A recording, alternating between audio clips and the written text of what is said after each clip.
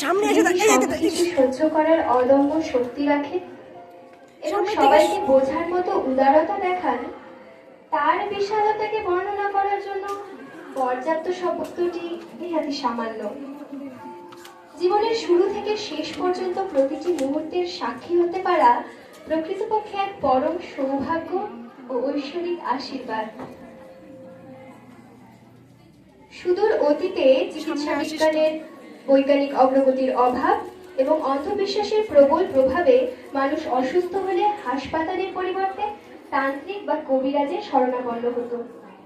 সঠিক চিকিৎসা ও সচেতনতার অভাবে মানুষ এই কুসংস্কারের জালে আটকা পড়ত। এর ফলে অনেক সাধারণ রোগও ভয়াবহ আকার ধারণ করত এবং সঠিক চিকিৎসার অভাবে অগণিত মানুষের জীবন কেড়ে নিত।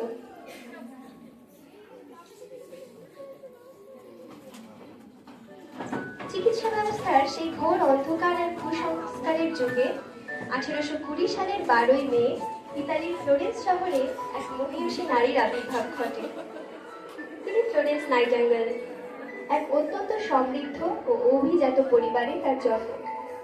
পিতামাতার স্বপ্ন ছিল তাদের সন্তান আভিজাত্য আর ঐশ্বর্যের ঘেরাটোপে বড় হয়ে সমাজের শিখরে পৌঁছবে, কিন্তু ভাগ্য তার জন্য লিখে রেখেছিল এক অন্য ইতিহাস।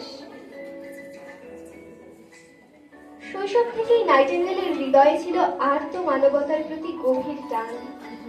অসুস্থ মানুষের সেবা করা, অসহায় গরিবদের পাশে দাঁড়ানো আর বৃদ্ধদের দেখাশোনা করার মধ্যেই তিনি পরম আনন্দ খুঁজে পেতেন।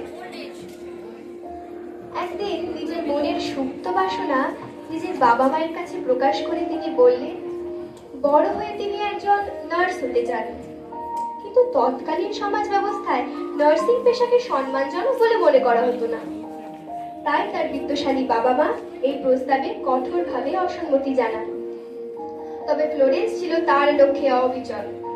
শত বাধা আর নিষেধ সত্ত্বেও তিনি তার জেদ ছাড়েননি। তার এই অদম্য ইচ্ছা শক্তি আর বারবার আকুতির কাছে তার বাবা মা হার মানতে বাধ্য হন এবং তাকে নার্সিং করার জন্য বিদেশে পাঠানোর অনুমতি দেন।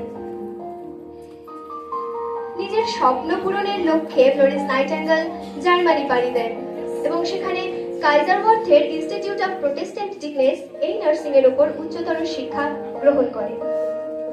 কঠোর পরিশ্রমের মাধ্যমে সেখান থেকে তিনি তার কাঙ্ক্ষিত ডিগ্রি অর্জন করেন।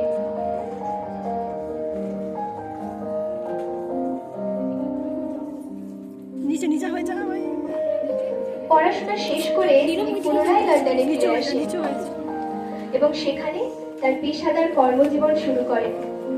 তিনি লন্ডনের হার্লি স্ট্রিটে অবস্থিত institute for the care of sick gentlewomen নামক হসপিটালে সুপারিনটেন্ডেন্ট বা প্রধান সেবিকা হিসেবে যোগদান করেন। এখান থেকেই আর্ত মানবতার সেবায় তার এক ঐতিহাসিক যাত্রার সূচনা হয়। ঠিক এই সময় ইতিহাসের এক মোড় পরিবর্তনকারী ঘটনা ঘটে। 1853 সালের অক্টোবর মাসে ইংল্যান্ড ও ফ্রান্সের সাথে রাশিয়ার যুদ্ধ শুরু হয়, যা ইতিহাসে ক্রিমিয়ার যুদ্ধ নামে পরিচিত।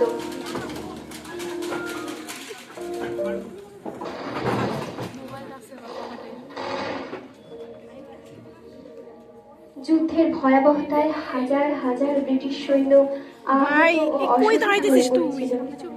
কিন্তু রণক্ষেত্রে পর্যাপ্ত চিকিৎসার অভাব ছিল প্রকট।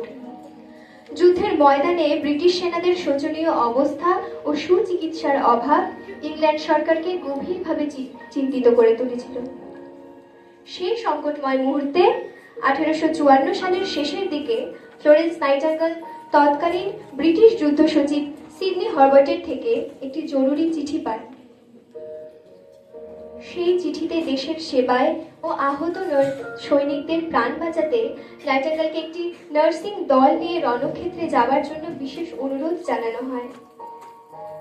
এটি ছিল তার জীবনের সেই পরম ডাক, যার প্রতীক্ষায় তিনি সারা জীবন নিজেকে প্রস্তুত করেছিলেন।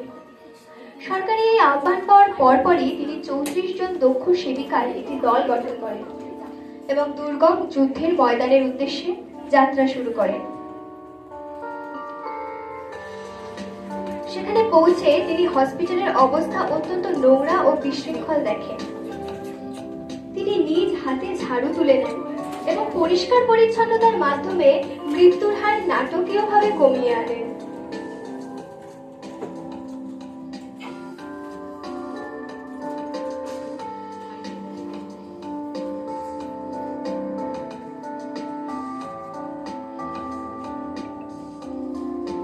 রাতের আধারে যখন সবাই ঘুমিয়ে পড়ত, তিনি হাতে প্রদীপ নিয়ে প্রতিটি সৈনিকদের অবস্থা তদারকি করতেন। সৈনিকরা তাকে ভালোবেসে লেডি উইথ দ্য ল্যাম্প বলে ডাকতেন। ফ্লোরেন্স নাইটিঙ্গেল তার অদম্য প্রণেশ, গভীর জ্ঞান এবং বিচক্ষণ দূরদর্শিতার কারণে রণক্ষেত্রের চিত্র দ্রুত বদলে ফেলেন।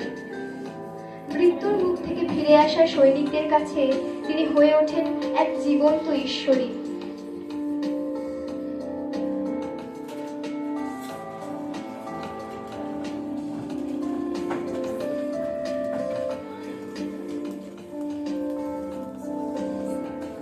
যুদ্ধ শেষ করে ফ্লোরেন্স নাইটিঙ্গেল যখন লন্ডনে ফিরে আসেন, তখন সমগ্র দেশ তাকে এক বিরচিত ও রাজকীয় সংবর্ধনা প্রদান করেন। আর তো মানবতার সেবায় তার এই অতুলনীয় আত্মত্যাগ দেখে মুগ্ধ হয়ে রানী ভিক্টোরিয়া তাকে একটি মূল্যবান ব্রোচ উপহার দেন, যাকে পরবর্তীকালে নাইটিঙ্গেল জুয়েল বলে সম্মানিত করা হয়।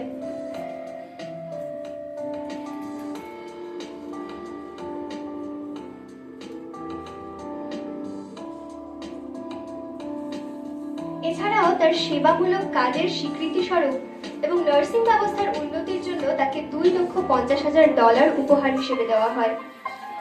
এই বিশাল অর্থ তিনি নিজের বিলাসবহুল জীবনের জন্য ব্যয় না করে 1860 সালে লন্ডনের সেন্ট থমাস হসপিটালে nightingale training school for nurses প্রতিষ্ঠা করেন।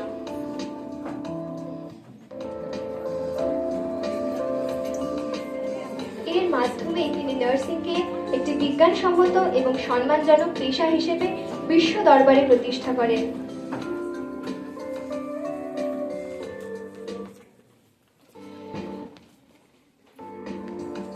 জিএনএম থেকে বিএসসি, এমএসসি আর গবেষণায় আজ আমি অনন্য। থিওরি ও প্র্যাকটিক্যালের এক সফল মেলবন্ধন।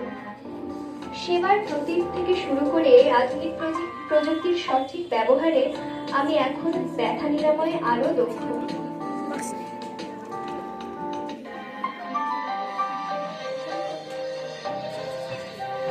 মায়ের কষ্ট আর শিশুর সেই আধো আধো ডাকের সাথে যখন আমার টান তৈরি হয়, তখন আমি হয়ে উঠি একজন পিডিয়াট্রিক নার্স। যেখানে অ্যানাটমি আর ফিজিওলজিকে আমি ইসিজির তার দিয়ে এক সুতোয় বাঁধি, সেখানেই লোকে আমাকে মেডিকেল সার্জিক্যাল নার্স বলে চেনে। কারো আবেগ এবং মানসিক অবস্থার সঙ্গে যখন আমি একাত্ম হই, তখন আমি হয়ে উঠি একজন মেন্টাল হেলথ নার্স। যখন আমি সাধারণ মানুষের দুয়ারে পৌঁছে অসুস্থতা দূর করার কাজ করি, তখন আমি পরিচিত হই কমিউনিটি হেলথ নার্স হিসেবে। দেশের সীমানাতেও যখন আমি কারোর মুখে হাসি ফোটাই, তখন আমি পরিচিত হই মিলিটারি নার্স হিসেবে। যখন আমি নিরাপদ প্রসব নিশ্চিত করে মা ও নবজাতকের জীবন রক্ষা